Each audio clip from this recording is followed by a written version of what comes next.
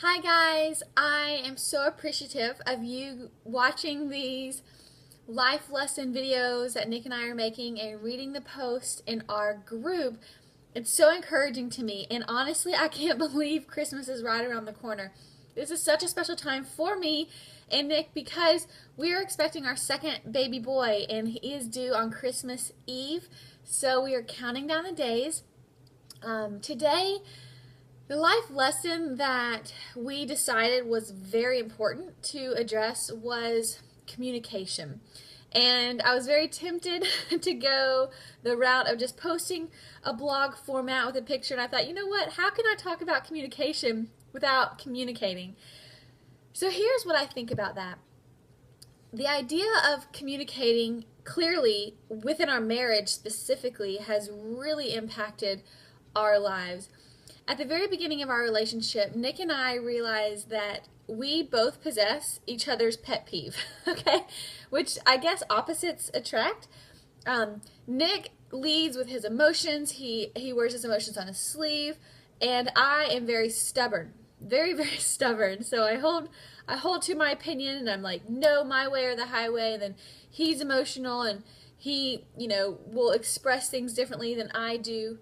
And man, those two things were frustrating. And honestly, they still are. Our marriage, we still have to work out a lot of communication issues, but we identified that we are different and that is okay, and that we can communicate differently. But throughout our dating, throughout our marriage, we have had to grow a lot in this area.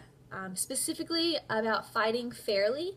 And for those of you in here who are married, maybe you can relate, but if you're not married or if you don't have a relationship right now, maybe this is just something you can apply with everyday life. Fighting fairly, giving the other person the benefit of the doubt, and don't always jump to conclusions. Nick and I had to learn that in order to work things out, maybe we need to take a 5-minute break, or maybe we need to just step away from each other, or just say, okay, look, white flag, you're right, I'm sorry, let's talk about this. Ugh, and that's so hard. That's so hard to be the first one to apologize, isn't it? When you're in a fuss and you're thinking, I don't even know why we're fussing, I don't even know what's going on. But communicating is so important because it deals so much more with just words. It's our heart. And really, I am a huge believer that what comes out of your mouth is because of what's in your heart and what you fill yourself up with. So, a couple of things that Nick and I have learned about communicating. Listening first is always better. Not talking over one another when we're trying to clearly explain our perspective. Another thing that I so appreciate the man of God that he is, another thing that he has done graciously is to pause and hear me out in the midst of emotion, in the midst of frustration. If we can just stop and clearly talk as adults, even if it's hard because we get whatever, our opinions feel like they're the only thing that matters. If you just stop and listen and talk and be that first person to acknowledge that they're in the wrong, I really feel like that can change the dynamics of communication within your marriage and everyday life. So Nick and I just finished a study together, which I really felt was amazing. It's by Francis Chan. It's called You and Me Forever. And there's a chapter in there about communicating. And I really highly recommend you guys snagging that book up for Christmas. It's for a great cause. It's actually combating sex trafficking.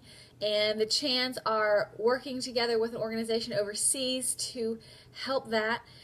So I'm going to post a link below, and hopefully that is a good resource for you if you want to learn how to communicate clearly with your spouse, communicate clearly with those that you love, and be able to come across your point with validity, but calmness and love.